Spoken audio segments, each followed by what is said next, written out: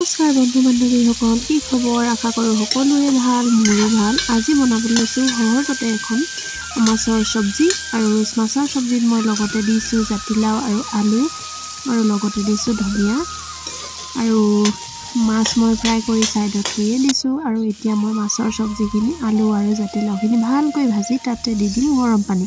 আৰু গৰম পানী দিয়াৰ পিছত ভালকৈ উতল অহাৰ পিছত মই ইয়াতে দি দিম মাছ, আৰু মাছ উতলাৰ পিছত তাতে দি দিম ধনিয়া। আৰু আপোনালোকে নিশ্চয় এনেকৈয়ে বনাই খায়, আৰু খাই কিন্তু বহুত টেষ্টি লাগে।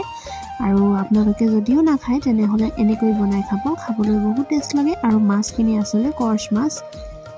আৰু এতিয়া মোৰ মাছৰ জোল উতলিলে, আৰু এতিয়া মই দি দিম ইয়াতে ধনিয়া দিয়াৰ পিছত অকণমান ঠাণ্ডা হ'বলৈ দিম। তাৰপিছত আৰু আমি গৰমে গৰমে ভাতৰ লগত বাঢ়ি মেলি খাম। আৰু আজিলৈ আহিছোঁ, ভিডিঅ'টো ইমানে। যদি ভাল পাইছে তেনেহ'লে চেনেলটো ছাবস্ক্ৰাইব কৰি দিব, আৰু লগতে কমেণ্ট আৰু লাইক কৰি দিব। ধন্যবাদ।